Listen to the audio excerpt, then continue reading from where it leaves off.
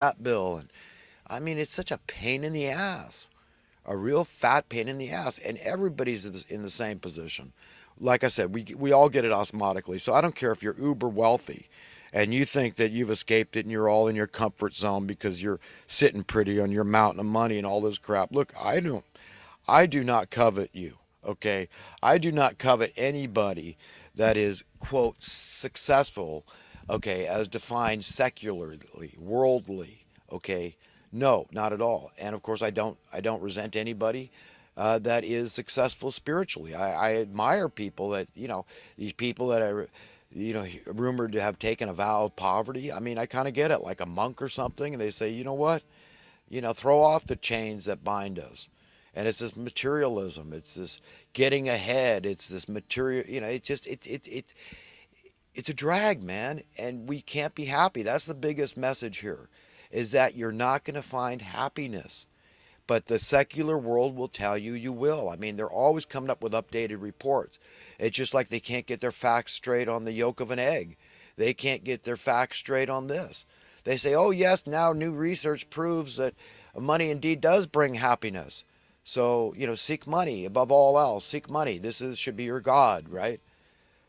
It's mainstream media, utterly remiss. So, this Labor Department, utterly remiss. HUD, Housing Authority, Section 8, utterly remiss. It's just emblematic of the whole system. It's failed, completely failed. And then they bring in the immigration thing and get all sanctimonious, and they say, oh, if you don't want all the immigrants and migrants and refugees in the whole world, you're just not American. You're just evil. You're a miserable cretin. You lack compassion and mercy, and you know come down from your high horse here and be a good human, be a good American, right? And all this crap. And I'm thinking, these are the same people that won't make any of the points I'm making here about how failed this economic system is. These are the people at the local, people wonder, well, why are you besmirching the Chamber of Commerce, I call them the Chamber of Communists, because they're not seeking to educate people about economics. They're not saying, well, yeah, that's true. I mean, a lot of people benefit when we bring people into your town, but a lot of people are hurt, and here's how. They don't point that out. They don't point out that we've got struggling people, and when you put more demand on stuff, okay, supply and demand, I'm talking about, yeah, don't play stupid. I know what this is all about. People say, oh, no, it's just we need these immigrants to pay the Social Security, and if we don't have them, you're never going to get your Social Security. I've heard that crap. I've heard the thing about keeping labor in their place, that it keeps wages down, suppresses wages. I've heard that argument, but nobody makes the argument I make, the most important one, that they are putting an artificial demand on stuff, justifying increases. This is how the only way they've got to justify cost of living increases. That, hey, there's housing shortages here. I mean, we're taking bids now. We're getting more than what we're asking for our houses. We're selling them like pancakes. This is the latest thing they're reporting in the news, and how wonderful it is. Not trying to educate people about how this drives your rent up and how the investors are constantly penciling it in. What's the latest rent going for? What do they get for Airbnbs? And so they want to maximize. So can I even make $100 a month now if I invest? Because I know the trend is just that we're going to get ever growing higher and higher housing costs. So my investment's going to go up in worth, and it's always a good investment. Now the government's helping me drive up prices. It's like, but it's the government shooting themselves in the foot. Isn't it the government that runs the Section 8, the housing authority? It's their job to make sure that people don't fall through the cracks. That, if you can't afford to pay your housing costs, they're ready to step into the Gulf and say, hey, you know what, we'll help you here. We'll subsidize it. This is, what was purportedly why they set up these agencies, because they're so caring and benevolent and altruistic that they set up these social welfare industries. And now they're big fat industries where they got all these people working. They're all employed. So all this $50 billion a year, where's it going? It's going to make guys like Robert Kiyosaki rich, okay? It's going to make all these executives working in HUD and the Housing Authority and Section 8 rich. Do you understand how this thing works? It's evil, man. It's evil. Up one side, down the other, round and round. The entire system is fraudulent, rife with fraud. Okay, so nobody try to tell me it isn't. I know what the hell I'm talking about here. These dubious wars. Does it get more serious than that? Life and limb of innocent men, women, and children. Do you understand? How much worse can it get? How much angry are we going to make God with our insolence? Okay, When are we going to confess our sins and repent and say, God, help me. Change my heart, my mind, my spirit, my soul. I want to live, man. Yes, I'm willing, Lord. I throw yourself on the rock. Like Jesus said, he says, those that fall on the rock of their salvation, which is none less than Jesus Christ, a metaphor thereof, fall on the rock of your salvation and let yourself be broken into pieces, okay, which is far better. Understand, far better. That's that traumatic for you to face the truth, the whole truth, and nothing but the truth, than to have that rock fall on you and to be crushed into dust. Because then you're irretrievable. I mean, how are you going to pick up all the pieces then? You could pick up the pieces if you fall on the rock of your salvation and be broken into pieces over reality. That's what it is. You're traumatized by understanding the truth, the whole truth and nothing but the truth, and accepting the trauma that comes with it, and saying, "Oh my God, I was duped, I was deceived, I was taken, I was tricked, I was deluded. Now I see the light. I was lost, but now I'm saved. I am so an egalitarian. I am such a good American. I'm such a patriot. I love Martin Luther King Jr. and his values, his ideals. I love JFK and what he was doing. Let's get back to that. Let's make America great again when you could afford to buy a house on a minimum wage income."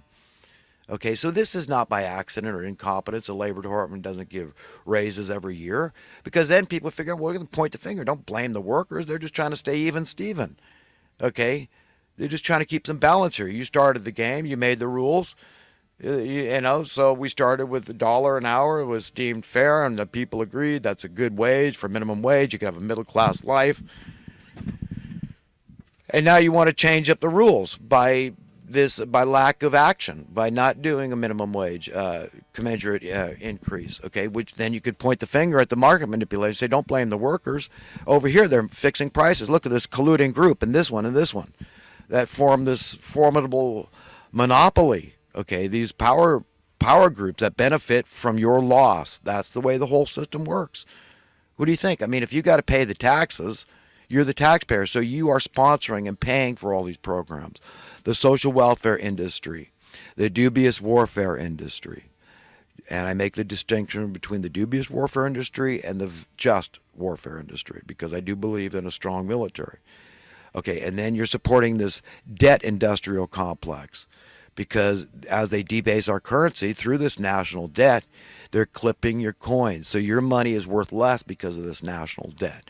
You understand? You got to pay interest on it. So by necessity, they're clipping your coins, your currency. So your dollar, keep cutting slivers off. Sometimes they cut chunks off, like the bailout of '08. That was another big movement of the Overton window. We had 1963, then 1973, 2008, big jump because housing prices would have dropped one hell of a lot more than they did if we had the market correction that was due at the time from these banksters deliberately overextending themselves, lending out way too much money because of Bill Slick Willie getting rid of the Glass-Steagall Act, a consumer protection regulation, allowed the bankster class to go wild west on our ass.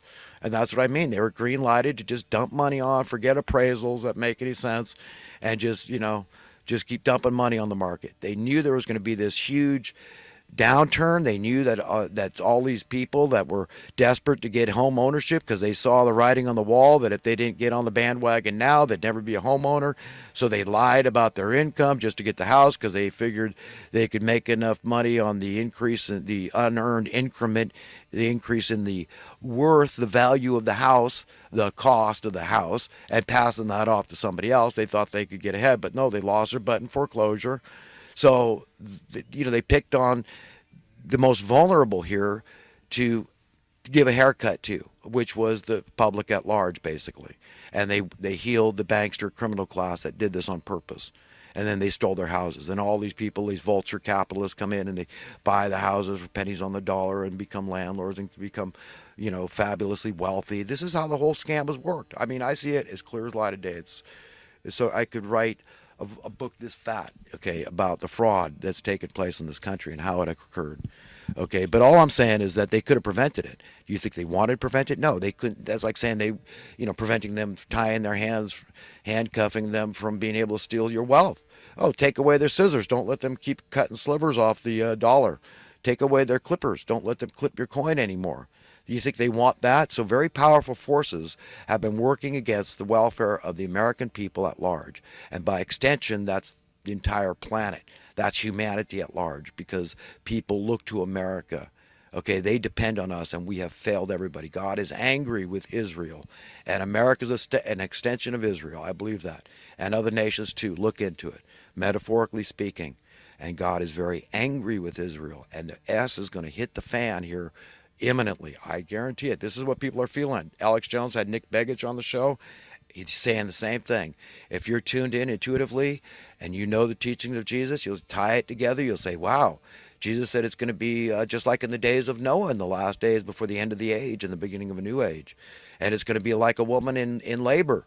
Okay, something is unsettling. Something just ain't right. Okay, something big is about to happen and people are feeling it. And this is what I'm talking about here. The S is going to hit the fan.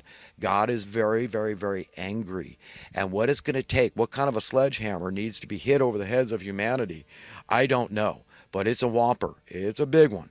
And I don't take any joy in the destruction of the masses. But I mean, something has to happen here where people go, oh my God, we are so off course. We need to get our bearings here. We need to be honest, intellectually honest and logical and reasonable and willing to do the math. I mean, I'm a fiscal conservative. And people think I sound liberal because I talk about basic income and all this stuff. And I say, no, I'll save the taxpayer billions upon billions. And that figure will keep going up until we're all free. Do you understand? Okay, just by preventing desperate acts of criminality, you understand? Okay, you'd save a fortune right there. People not getting involved in these dubious wars, being unwilling and saying, no, I'll look into this war. Let me read up on it. Just like you get to read up about a politician before you vote for them. You get to read up about whether you're willing to go to this war or that war that they sponsor. Say, no, that's not my bag, man. I'm not fighting that fight. That's a dirty fight. I don't want to be on that side. So you just don't fight it. You say good luck with that. You have a moral conscience, a moral compass, and integrity and honor. So it's very hard when everybody needs you somewhere. Help me build this house. Help me. I'm trying to do this and that. And the next thing, something very productive and constructive for society. So you don't get involved in all this crap. And you say, no, I'm not going off to this dubious war. So it'd be much harder to get these things started if we had financial security, financial freedom for the people. If they had to get you not through conscription with money and buy you to go off to a war, but if they had to do it with just appealing to your moral conscience, like let's go kick Hitler's butt, then you go off for free to a war like that, okay? And then this debt, the national debt, 25% of people work in the financial service, it raises everybody's cost of living. It's more coin clipping. This is how they do it. They socialize the debt, privatize the profits. And it's horrible evil. And I don't want to be on the side of those that are gotten very rich off this. I hate it. I hate it so much. God almighty, why do you think I do what I do? I'm so wanting for the worm to turn. And I want evidence that the worm has turned. You know, Alex Jones talks stupid sometimes and intellectually dishonest. I just have to say that. But I mean, it can't be both ways, man. He talks about how, inflation is starting up. But what in the hell is he talking about?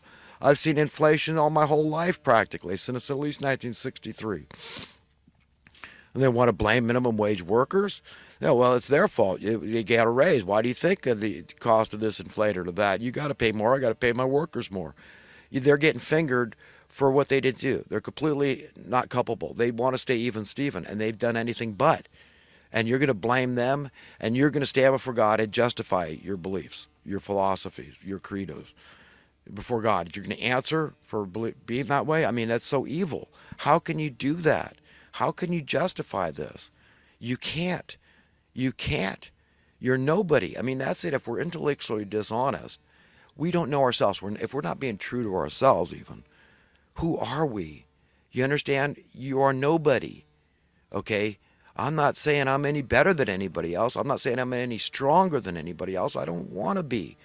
I confess and admit my failings before God and man. Okay, but what I'm saying is you have to be honest about your business practices and how they affect other people and what career you're engaged in, how it affects other people's lives. This is a big, serious deal about eternal salvation because God's going to judge us on these issues. Are you ready? Are you prepared? Are you of pure heart? Are you found worthy and deserving to inherit a better world?